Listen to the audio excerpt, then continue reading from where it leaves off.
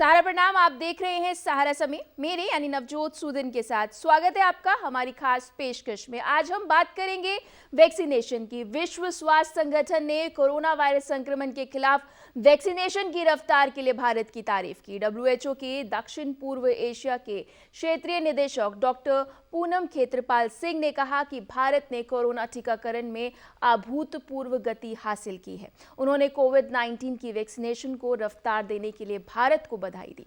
भारत में पहले 100 मिलियन खुराक देने में 85 दिन लगे, जबकि अब सिर्फ 13 दिनों में ही खुराक की संख्या 650 मिलियन से 750 मिलियन तक पहुंच गई। डॉक्टर पूनम खेत्रपाल का ये बयान डब्ल्यूएचओ के दक्षिण पूर्व एशिया क्षेत्र के ट्विटर अकाउंट से जारी किया गया। आपको बता दें कि भारत में कोरोना वायरस वैक्सीनेशन का आंकड़ा 75 करोड़ पार कर गया है। केंद्रीय स्वास्थ्य मंत्री मनसुख मांडविया ने ट्वीट करके इसकी जानकारी दी कि देश में अब तक 75 करोड़ से ज्यादा वैक्सीन की डोज दी जा चुकी है। उन्होंने कहा कि प्रधानमंत्री मोदी के सबके साथ सबके विकास के मंत्र के साथ दुनिया का सबसे बड़ा वैक्सीनेशन अभियान नए आयाम गढ़ रहा है। इस बीच ये भी खुशखबरी आ रही है कि 5 से 12 साल तक के बच्चों के लिए अगले महीने से टीकाकरण शुरू हो जाएगा। यह अभिभावकों के लिए राहत भरी बात है, क्योंकि अभी तक 12 साल से ऊपर के बच्चों के लिए ही टीका उपलब्ध होने की बात कही जा रही थी। तो आपको बता दें कि जिस गति से वैक्सीनेशन प्रोग्राम भारत में चल रहा है, उसकी तारीफ डब्ल्यूएचओ ने भी की। अगर बात करी जाए पहले 10 करोड़ वैक्सीनेशन की, तो उस टारगेट को पूरा करने में 85 दिन लगे थे। लेकिन अगर अभी बात की जाए 650 से लेकर 750, ये जो करोड़ की संख्या अगर हम बात की जाए, तो मात्र 13 दिनों में ये टारगेट प्राप्त किया गया है। तो एक और जहां हम देख रहे हैं कि देश कोरोना में अगर बात की जाए तो दूसरी लहर का कहर अब कम होता नजर आ रहा है, और दूसरी ओर देश जिस तरह से वैक्सीनेशन में नए कीर्तिमान हासिल कर रहा है, ये अपने आप में एक बड़ी तारीफ की बात है। और इस बात का जिक्र करते हुए डब्ल्यूएचओ ने भारत को बधाई दी है और कहा है कि जिस तरह से वैक्सीनेशन प्रोग्राम चल रहा है भारत में, जिस तरह से गति चल रही है वैक्सीनेशन प्रोग्राम की, ये अपने आप में एक बड़ा टारगेट था। जिस तरह से हम देख रहे हैं कि लगातार ये सवाल उठाए जा रहे थे कि भारत की अगर जनसंख्या की बात की जाए तो इतनी जनसंख्या को वैक्सीन लगाना एक बड़ा टारगेट रहेगा। और इसी मुद्दे पर बात करने के लिए हमारे साथ पूरा पैनल मौजूद है। Doctor Naresh Chawla, national joint secretary हैं आईएमएस से, वो हमारे साथ जुड़ेंगे। सर, स्वागत है आपका। Doctor Anita Chandra, Apollo hospital से जुड़ेंगी हमारे साथ। मैम, स्वागत है आपका। और रवि अरोड़ा जी, पॉलिटिकल एनालिस्ट हैं, नोएडा स्टूडियो से हमारे साथ जुड़ेंगे। डॉक्टर नरेश, मैं आपके पास आऊँ और समझूँ सब इससे पहले कि ये बात 75 करोड़ वैक्सीनेशन, सबसे ज़्यादा अगर किसी की भूमिका रही है तो हमारे मेडिकल स्टाफ की रही है। आपको इस बात पर बधाई देती हूं। अब ये समझना चाहूंगी कि ये टारगेट तो हमने अचीव कर लिया है, लेकिन दिसंबर तक का जो टारगेट रखा है, क्या हम उस टारगेट पर पहुंच पाएंगे? देखिए, इसमें कोई शक नहीं कि सब लोग बधाई के पात्र हैं। The national leadership plus vaccine manufacturers plus the medical staff, supporting staff, सबने अच्छा काम किया है। जी। बट उसके बावजूद भी जो हमारा टारगेट है, एडल्ट पॉपुलेशन 94 करोड़ को दोनों वैक्सीन देना टिल 31st ऑफ दिसंबर, जी। वो शायद नहीं हो पाएगा। तो हमको ये भी पता चला है, अकॉर्डिंग टू डब्ल्यूएचओ 60% पॉपुलेशन को जरूर मिलना चाहिए अगर हमें सो कॉल्ड थर्ड वेव को वार्ड ऑफ करना है। जो अभी तक हमारी तैयारी चल रही है, शायद प्रोजेक्टेड हम 43% तक कर पाएंगे। तो मैं कहूंगा, कहाँ आज से, अगर आप याद करिएगा, आज से 1-1.5 महीना पहले 30 लाख डेली लगाते थे, वो हम कहते थे यार हमें 1 करोड़ करनी है। तो जी। हम अब 1 करोड़ से भी आगे चले गए हैं। Why can't this 1 CR be 1.5 CR? It can. तो थोड़ी लॉजिस्टिकली कोशिश बढ़ानी पड़ेगी। Medical staff, supporting staff, the IT staff, the manufacture या लॉजिस्टिक्स, ट्रांसपोर्टेशन, इन सबको आज भी अगर कोई वक्त की मांग है तो जी। एक ही मांग है, इन सबको थोड़ा ऑगमेंट किया जाए। जो हम कर रहे हैं वो बहुत ही अच्छा है। जी। आफ्टर ऑल, आज से अगर हम कुछ साल सोचें, पहले सोचें, तो ऐसा कभी हमने अपने स्वप्न में भी नहीं सोचा था कि हम कर पाएंगे। जी। आफ्टर ऑल हम कर पाए। अगर हम इतना कर पाए हैं तो हम आगे भी कर सकते हैं। तो only thing is we have to prioritize it and अपने आप को स्ट्रेटेजाइज करते हुए अपनी गति थोड़ी बढ़ानी पड़ेगी। तो मुझे उम्मीद है शायद जो मैं कह रहा हूँ as a member of Indian Medical Association, वो सब हमारे जो हेल्थ एक्सपर्ट्स भी हैं और जो हमारे हेल्थ प्लानर्स भी हैं वो इसको महसूस भी करते हैं, वो शायद कर भी रहे होंगे। तो शायद हमें बड़ी खुशी होगी, आने वाले दिनों में पता चलेगा कि पहले हमने 1 करोड़ की सीमा पार की, फिर हमने 1.2 करोड़ की सीमा पार की, तो शायद आने वाले दिनों में हम 1.5 करोड़ की सीमा या उससे ज्यादा की सीमा क्रॉस करेंगे। It is most required because we must not forget that India is a host to other diseases also। आपको पता चला हुआ पिछले कुछ टाइम से वायरल या डेंगू भी हमारी जनता को परेशान कर रहे हैं। ऊपर से जो थर्ड वेव का डर है वो भी निकला नहीं है। वो सितंबर में आनी थी, अक्टूबर में आनी है कि नहीं आनी, तो हम उसको न्योता ना दें, हम वो युद्ध स्तर पे वो सारे काम करें जिससे उसका आने का नंबर ही ना आए। That will be a God sent dream for all of us. तो हमें मिलके इसके लिए कोशिश करें। ठीक है डॉक्टर अनीता चंद्रा, जिस तरह से हम देख रहे हैं कि अब फेस्टिवल सीजन की शुरुआत होने वाली है, एक और तो वैक्सीनेशन प्रोग्राम बहुत तेजी से चल रहा है, लेकिन उसके बावजूद हम अपने टारगेट पर नहीं पहुंच पाए हैं। और इस बीच जब ये फेस्टिवल सीजन की मैं बात करती हूं तो क्या कुछ जिम्मेदारी रहेगी मेडिकल स्टाफ की और कैसे कुछ अवेयरनेस क्रिएट करनी होगी? एक और तो स्कूल भी खोल दिए गए हैं, अनलॉक सब कुछ कर दिया गया है, क्या कुछ चुनौतियाँ रहेंगी? यस, देखिए अभी स्कूल खोलना शुरू हो गया, 9, 10, 11, 12 क्लासेस के लिए चॉइस दिया गया है कि अगर आपको आना है तो स्कूल में आइए and they need a consent, written consent, तभी आपका बच्चा को भेजना है। तो एक तो धीरे धीरे बिकॉज मेंटल हेल्थ हमने पहले भी डिस्कशन कर चुके हैं बच्चों के बारे के लिए, तो हमको बैलेंस करके चलना पड़ेगा कि बच्चों का हेल्थ एंड उनका पढ़ाई या उनका फाइनल बोर्ड एग्जाम साथ साथ जो वैक्सीन, हमारा ख्याल से और इतना दिन आप अगर वेट किए हैं और थोड़ा वेट कर लीजिए, अगला महीना के we are hopeful that the Zydus को भी बच्चों के लिए जो वैक्सीन है वो मार्केट में आ जाएगा। उसके बाद अगर स्कूल जाना तो अच्छा है। उसके साथ साथ आपने जो सही ढंग से बताया, अभी अभी गणेश चतुर्थी गए, उसके साथ साथ दुर्गा पूजा, काली पूजा, छठ पूजा, बहुत सारे फेस्टिवल्स है ये सितंबर, अक्टूबर, नवंबर, दिसंबर। तो इसमें बहुत आदमी एक साथ होते हैं, बैरियर नहीं मेंटेन करते हैं, मास्क तो छोड़ दीजिए, सब वही ड्रेस करके आते हैं, मिलना जुलता है, so there is no restriction. तो इसी से हमारा अभी देखा है लास्ट 3 डेज कोरोना वायरस का इन्फेक्शन कम है, 30,000, 25,000, जो अगला हफ्ता में 40-45 के आसपास था। तो we are doing good.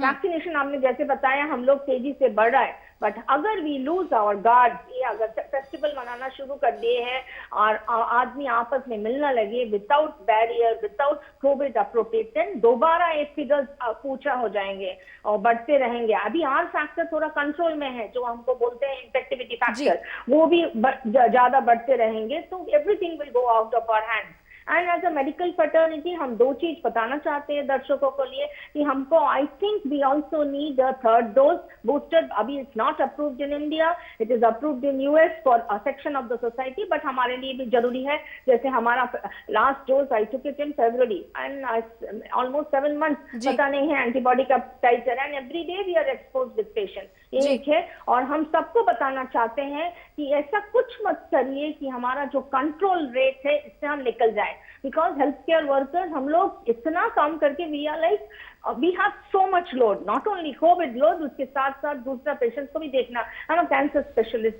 I can't think another covid patient अभी आ जाएगा, उनको कैसे मैनेज करें। सो डू नॉट डू, हमारा जो हेल्थ सिस्टम अभी आया है we are little bit stable now, patients अच्छे देख रहे हैं, हमारा सर्वाइवल रेट भी अच्छा है कोविड का 97.5, इट्स अ बिग फिगर। तो हमने इंडियंस में सब कोई सारे एक हेल्थ केयर वर्कर्स के लिए नहीं है, हम लोग सब मिल करके किए, central government, state government, you media, हम लोग पूरा health care starting from the housekeeper to the nurses and to the doctors and जो हम बात करते हैं आम आदमी के बारे में, आपको भी इफेक्ट, आपको भी हमको हेल्प करना है। तो यही मैसेज हम डालना चाहते हैं, हम लोग एक साथ लड़ेंगे, हम लोग को थर्ड वेव नहीं आना चाहिए और उसे हमको और बेस लाइन मेंटेन करना है, जैसे अभी चल रहा है धीरे धीरे कम हो रहा है, आर फैक्टर बढ़ना नहीं चाहिए। आपको अपना कोविड अप्रोप्रिएट बिहेवियर कंटिन्यू करना है, आप जैसे कर रहे हैं, मनाइए फेस्टिवल्स। जैसे अभी गणेश चतुर्थी के समय बताया गया है पंडाल नहीं होगा,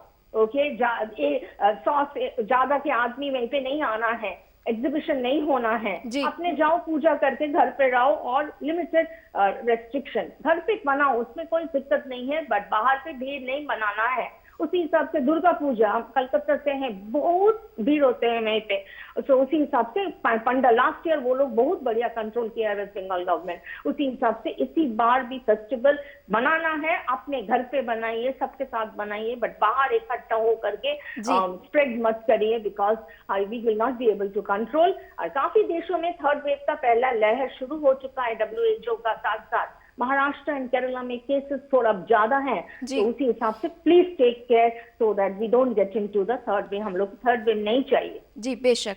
रवि अरोड़ा जी हमारे साथ मौजूद हैं। रवि जी, जिस तरह से फेस्टिवल का एक बार मैंने जिक्र किया, लेकिन दूसरा जिक्र ये भी आता है कि विधानसभा चुनाव भी होने हैं 5 राज्यों में।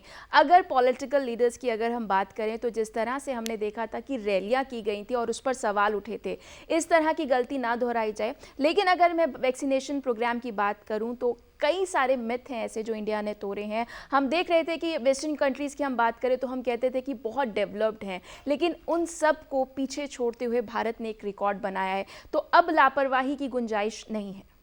देखिए, सबसे पहले तो भारत सरकार और भारत के सभी राज्यों की सरकारें, खासकर डॉक्टर्स, हमारे हेल्थ केयर वर्कर, सभी बधाई के पात्र हैं जो इतनी बड़ी अचीवमेंट की है। लेकिन सबसे बड़ी बात यह है कि सेकेंड वेव का हम झटका झेल चुके हैं, जिस प्रकार से हमें संभलने का ही मौका नहीं मिला था। अब जिस प्रकार, लेकिन उसके बावजूद भी कई राज्यों में इलेक्शन हुए उस समय पे आपने देखा, तो उसका खामियाजा हम ऑलरेडी भुगत चुके हैं। ऐसे में मैं समझता हूं कि सभी सरकारों को यह सोचना होगा कि इलेक्शन अगर आ भी रहे हैं तो बहुत फूक फूक कर कदम रखने होंगे, क्योंकि अभी हम भरोसा नहीं कर सकते। अगर यह लगने लगा है लोगों को कि सिर्फ डोज लगवा लेने से वो बच जाएंगे, तो ऐसा संभव नहीं है। क्योंकि देखिए, इम्यूनिटी पावर बढ़ा लेने से सब कुछ नहीं होने वाला है। अभी हमें बहुत ज़्यादा अवेयरनेस की जरूरत है, बहुत ज़्यादा अपने आप को संभाल के रखना है। और यह कोई ऐसा नहीं है कि अगर हमने जो है, आप ये समझने की कोशिश कीजिए कि देश के अंदर जहाँ भी डोज लगाई जा रही हैं, अभी बहुत सारे लोग ऐसे हैं जिन्होंने 1 डोज लगवाई है, अभी सेकंड डोज उनको नहीं लगी है, तो ऐसे में उनके लिए खतरा बढ़ जाता है। ऐसे के अंदर मैं समझता हूँ अभी सरकारों को भी बहुत फूक फूक के कदम रखना होगा। जिस प्रकार से महामारी एक्ट लगा हुआ है, तो ये संभलना होगा, सभी सरकारों को समझना होगा, खासकर 5 राज्यों में जहाँ भी इलेक्शन होने हैं वहाँ पे इस चीज़ का फूक फूक के कदम रखने होंगे सरकार को, क्योंकि ऑलरेडी इस चीज़ का खामियाजा खुद केंद्रीय मंत्री, जो स्वास्थ्य मंत्री थे डॉक्टर हर्षवर्धन, भुगत चुके हैं। उनको सत्ता से खोनी पड़ी इसीलिए। तो मैं समझता हूँ इस समय जो स्वास्थ्य मंत्री हैं उनको सोचना होगा कि किस प्रकार से, और भारत के प्रधानमंत्री को भी इस पर कड़े फैसले लेने होंगे कि जहाँ भी इलेक्शन है वहाँ इस चीज़ का खास ध्यान रखा जाए कि किसी प्रकार से ये इस महामारी से बचाया जा सके। क्योंकि बात सिर्फ महामारी की नहीं है। देखिए, बहुत सारी समस्याएं आगे आने वाली हैं देश के सामने।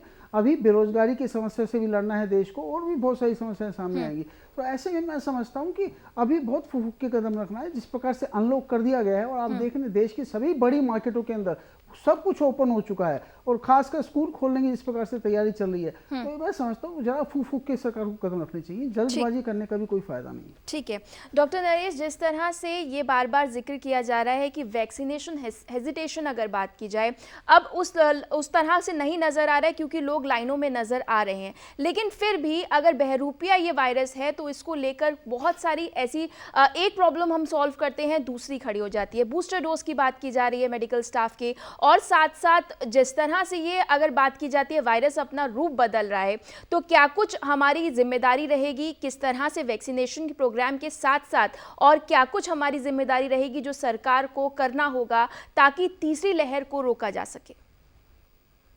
देखिए, जहां तक बात है, इस महामारी के खिलाफ हमारे पास 2 ही हथियार है जी। जो सबसे श्योर एंड शॉर्ट हथियार है वो वैक्सीनेशन नहीं है। सबसे श्योर एंड शॉर्ट है कि अपना बचाव, that is corona appropriate behaviour जी। मैं कई छोटे देशों का एग्जांपल कोट करता हूँ अक्सर, New Zealand, Australia, Hong Kong, Taiwan, Japan, इन लोगों ने इस शैली को अपना लिया है जी। कहने को आज कोरोना आया है, आज के कुछ साल बाद कोई दूसरा पैंडेमिक आ सकता है, जो कि हम जानते हैं कि हम इस प्रकार पे बैठे हैं। तो सबसे पहले तो हमारे देशवासियों को आपके चैनल के थ्रू मेरा एक ही आग्रह है कि आपका बचाव का जिम्मेदारी आपकी अपनी है।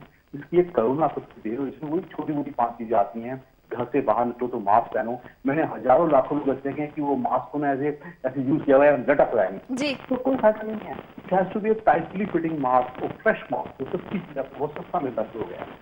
दूसरा, भीड़ भाड़ का मुद्दा आज भी बड़ा मुद्दा है, चाहे वो इंडियन फेस्टिवल्स हैं। India is a multi cultural country and we have too many festivals. अगले 2 महीने तो इतने फेस्टिवल हैं कि हम ना चाहें तो भी कुछ ना कुछ होगा ही होगा। इसलिए उससे कैसे बचाव करना है ये हमें देखना पड़ेगा। कि सच है कि सरकार के आग्रह पे पहले कांवड़ यात्रा बंद हुई, फिर मैंने देखा केरला वगैरह में बाकायदा ईद के लिए प्रोसेशन नहीं निकालने दिए। अब ये गणेश चतुर्थी पे भी बाकायदा वो जो विसर्जन करते थे, लेकिन जिस तरह से डॉक्टर नरेश, ये बहुत चौंकाने वाली बात है कि सबसे ज्यादा सफर भी आम आदमी करता है, लेकिन शॉर्ट टर्म मेमोरी प्रॉब्लम है कि वो भूल जाता है और फिर से लापरवाही करने लगता है जैसे कुछ हुआ ही नहीं था। तो चीज मैं आपको याद दिला दूं जी, जनवरी फरवरी 20 तक हम इतने खुश थे कि कुछ होना ही नहीं है जी, अप टू द एक्सटेंट हमारे हर्षवर्धन हेल्थ मिनिस्टर साहब ने डिक्लेयर कर दिया था जाके वर्ल्ड मीटिंग में कि वी हैव कोरोना को हमने जीत हासिल कर दिया है। और मार्च अप्रैल में जो है हम सब जानते। तो अभी ये अपने आप को बेफिक्र करने की जरूरत इसलिए नहीं है। America whose total population is double vaccinated, उनके यहाँ आज भी 1,30,000 केस हो रहे हैं। और मैं पहले भी ये बोले हैं कि हम उनसे 3-4 महीने पीछे चलते हैं। तो आम जुबान में खतरा टला नहीं है। मैं लोगों को भयभीत या फ्राइटन नहीं कर रहा हूँ, बट इतना ही कह रहा हूँ आप वैक्सीनेशन भी लीजिए। कुछ लोग सोचते हैं वैक्सीनेशन ले लिया तो कुछ कोई चिंता ही नहीं है। Nothing doing. The both the things have, on one side government has to augment the vaccination and on the other side जो कोरोना पेपर बेस्ड बीमारी सरकार की नहीं है, सरकार सिर्फ कह सकती है। मैं इतना कहूंगा कि कुछ पेनल्टीज वगैरह जो पहले चलती थी वो शुरू कर दी जाए कि अगर आप भीड़ भाड़ करेंगे वो पॉलिटिकल गैदरिंग्स हो सकती हैं। ये सब गवर्नमेंट की जिम्मेवारी है, उनको बाखूबी करना पड़ेगा। विच द कंट्री और the country man should not be taken unaware. अभी मेरे हिसाब से मिनिमम 2 महीने खतरा है। स्कूल खोल दिए गए हैं, everything is open now everything, banquets, offices, malls, gyms, practically जिंदगी ऐसे चल रही है कुछ है ही नहीं। तो not to frighten the people but caution करना बहुत जरूरी है। कोरोना प्रिपेयर्ड बिहेवियर फॉलो करना बहुत ही जरूरी है। जी, अनीता, डॉक्टर अनीता, मैं आपसे समझना चाहूँगी कि जिस तरह से बच्चों को लेकर बहुत बड़ा कंसर्न है, एक तरफ तो जिस तरह से हम उत्तर प्रदेश की बात करें तो फीवर की जो इस तरह से एक बात सामने आ रही है, इम्यूनिटी कम होती जा रही है और वैक्सीनेशन को लेकर भी बच्चों का एक डर है। हालांकि जो हमने टारगेट अचीव किए हैं ये बहुत अच्छे टारगेट्स हैं, लेकिन ये जश्न मनाने का टाइम नहीं है। इसी स्पीड से हमें चलना होगा और बच्चों को लेकर भी कुछ आप क्या कुछ एडवाइस करते हैं? और जो वैक्सीनेशन अवेलेबल है, हेजिटेशन अभी भी देखने को मिल रही है वैक्सीनेशन को लेकर? देखिए, जो 18 इयर्स के अबव है उसके लिए यस वैक्सीनेशन हेजिटेशन भी बट कम हो गया। और एक दूसरा पैनलिस्ट भी बताया, अभी दिखाई दे रहा है लाइन पड़ रहा है वैक्सीनेशन के लिए जो ड्राइव है। तो ये जो सेकंड वेव आए हैं हम लोग को सबको सिखा दिया है कि कोरोना क्या होता है, क्या हो सकता है, कैसे आप आईसीयू में जा सकते हैं, कैसे मौत भी हो सकता है। तो इसीलिए हेजिटेंसी थोड़ा कम है। बट आप ठीक बताए हैं, यस ग्रामों में है, लेडीज में भी है, वो जा नहीं सकेंगे, बहुत दूर है जाना, डॉक्टर मिल नहीं है, वैक्सीन नहीं मिल रहा है, वो काम भी कर रहा है, छुट्टी भी नहीं मिल रहा है, पैसा के बहुत सारे social psycho social and problems है। यस, बट हमको बार बार बोलना चाहिए, मीडिया से, न्यूज़पेपर से, घर घर जा करके बताना है, भाई आ जाइए, आप ले लीजिए, आपके लिए अच्छा है। तो ये हमको कंटिन्यूअस कैंपेन बंद नहीं करना है। और इसके साथ साथ इंसेंटिव भी देते हैं कुछ देशों में वैक्सीनेशन के लिए। और हम ये भी बताना चाहते हैं, और एक चीज है कि अगर जैसे अभी शुरू हो गया, अब फ्लाइट नहीं, you can not gate into the flight, airlines travel नहीं कर सकते, आपके पास वैक्सीनेशन सर्टिफिकेट नहीं हो, और you have to do an RT PCR test. तो इसी तरीके से सब जगह में हमको चेक रखना है। अगर आपको मॉल में जाना है, यस वैक्सीनेशन सर्टिफिकेट चाहिए। नौकरी में भी अभी वैक्सीनेशन सर्टिफिकेट नहीं है तो आप काम नहीं कर सकेंगे। हम एक कोई भी बिग मेगा स्टोर में भी का ये बढ़िया है, ये बहुत सही ढंग से करना है, सो दैट हमारा स्ट्रिक्ट रूल्स एंड रेगुलेशन, जैसे डॉक्टर ने बताया है, फाइन बनाना है, आपको एंट्री का टिकट मिलेगा वैक्सीनेशन सर्टिफिकेट के ऊपर, और नहीं तो आरटी-पीसीआर टेस्ट करके आ जाइए। तो इसी से सब कोई दौड़ करके करेंगे, और ये जरूरी है, इवन इंटरव्यू के लिए भी जरूरी है, एग्जाम के लिए भी आपका certificate. So then all the whole country will come to place. बच्चे के बारे में बताते हैं कि I treat children with cancer, paediatric cancer patients हम ट्रीट करते हैं। Their immunity is very low, because cancer से आक्रमण होने के बाद उनका इम्यूनिटी नहीं है। उसके साथ साथ जो बच्चे का हार्ट का प्रॉब्लम है, किडनी का प्रॉब्लम है, लंग्स का प्रॉब्लम है, लो इम्यून सिस्टम है, उन बच्चों के लिए तो कोरोना वायरस से बचना बहुत ही डिफिकल्ट है। उनके पास इम्यूनिटी एंटीबॉडी बनाने के लिए अंदर में उतना व्हाट टू से स्ट्रेंथ नहीं है। उसके साथ साथ जो स्कूल जाना शुरू किया, जैसे से बताया 9, 10, 11, 12 क्लासेस बोर्ड एग्जाम्स है, तो उसके लिए भी आउटसाइड एक्सपोजर जितना वो कब किसको इन्फेक्शन हो जाएगा हम बता नहीं सकेंगे। तो this particular section of children, अगर बच्चों का वैक्सीन ऑलरेडी ICMR ने अप्रूव किया है जो जाइडस कंपनी से 3 dose, it is not an injection, injectable है, अगर वो जल्दी मार्केट में आ जाए एंड किस हाई रिस्क बच्चों का जैसे हमने बताया, प्लस जो बच्चा अभी स्कूल जाने रहा है उसको एकदम जल्दी से जल्दी फर्स्ट डोज एटलीस्ट दे दीजिए, तो उसी से काफी प्रोटेक्शन हो जाएगा, बिकॉज वो बच्चा हमको घर पे ले आएगा। बड़े आदमी को भी हो सकता है, उम्र वाले आदमी को भी इन्फेक्शन आ जाता है, बच्चों को भी होता है, तो एटलीस्ट हाई रिस्क, उसके बाद धीरे धीरे आप वैक्सीनेशन दूसरे बच्चों को करते रहिए। अभी जो नया अप्रूवल है 12 से 18 तक आने वाला है, not for the very younger patients, okay, उसके लिए नहीं है। तो इसी के साथ साथ हमको धीरे धीरे आगे बढ़ना है। वायरस तो हमको छोड़कर नहीं जा रहे हैं, मुझे पता लगा, उसके साथ साथ हमारा रिसर्च भी चलते रहेंगे। बट आपने बताया वायरस म्यूटेशन कर रहा है, तो म्यूटेशन के साथ साथ हमारा जीनोमिक एनालिसिस रिसर्च भी चल रहा है, उसके साथ साथ नया वैक्सीन भी चाहिए। जैसे नहीं है same vaccine 3rd dose 4th dose रहेंगे, बिकॉज वो बदल रहा है, ओके, हमको भी बदलने के साथ साथ नया वैक्सीन का जरूरत है, वो जो अटैक करेगा वो नया बदला हुआ रूप को वायरस के। तो इट्स अ डायनामिक प्रोसेस भी चलते रहेंगे, हमको we have to live with the virus. ठीक है रवि जी, जिस तरह से हम देख रहे हैं कि अगर बात की जाए वैक्सीनेशन प्रोग्राम की, तो इसमें कोई शक नहीं कि अब जो स्पीड है वो बहुत अच्छी है, जिस तरह से सरकार काम कर रही है वो बहुत अच्छा है, लेकिन क्या कुछ तेज़ी और लानी होगी? जिस तरह से बात की जा रही है टारगेट की, तो वो टारगेट हम नहीं अचीव कर पाएंगे, तो क्या कुछ सरकार को और चेंजेस लाने होंगे ताकि टारगेट अचीव किया जा सके? देखिए, टारगेट अचीव करने की जहाँ तक बात है, जिस तेज़ी से सरकार काम कर रही है वह सराहनीय है, इसमें कोई दो राय नहीं है।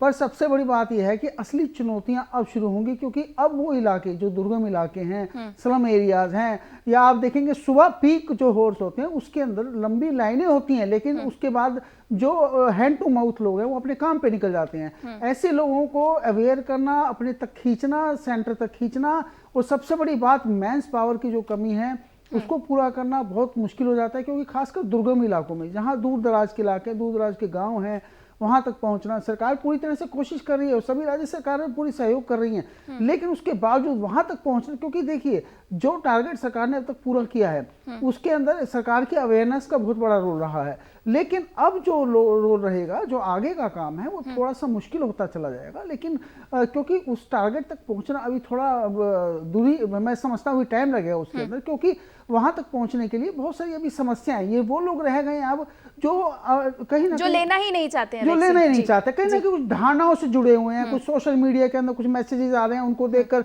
उनके दिमाग में इस प्रकार के हुआ बन चुका है कि नहीं इस प्रकार, तो ये सब बातें हैं, बहुत सारी ऐसी चीजें, उनको सेंटर तक खींचने के लिए सरकार को मशक्कत करनी पड़ सकती है, लेकिन ऐसा नहीं है, सरकार की कोशिशें, प्रयास जारी हैं, यह स्पष्ट नजर आ रहा है, और जिस तेजी से सरकार काम कर रही है मुझे लगता है अचीव कर लेगी, लेकिन टाइम लग सकता है। जी डॉक्टर नरेश, जिस तरह से बात की जाए, अब नया वायरस है, सब कुछ नया है, किसी को कोई आइडिया नहीं है, और इस बीच बहुत से डर भी इस वक्त देखने को मिल रहे हैं। जिससे एग्जांपल मैं दूं कि एक स्टडी मैं पढ़ रही थी, एक सर्वे में ये आया था कि प्लाज्मा थेरेपी की अगर बात की जाए तो वो ये सामने आ रहा है कि वो ज़्यादा प्रॉब्लमेटिक बना रही थी, इस पूरे प्रोसेस को और कॉम्प्लिकेट कर रही थी। तो इस तरह के भी डर अब लोगों के मन में है कि क्या कुछ साइड इफेक्ट होंगे कोविड के, आप पॉजिटिव होने के बाद किस तरह के साइड इफेक्ट होंगे, वैक्सीन के क्या साइड इफेक्ट होंगे, क्या इस तरह के केसेस भी आपके सामने नजर आ रहे हैं?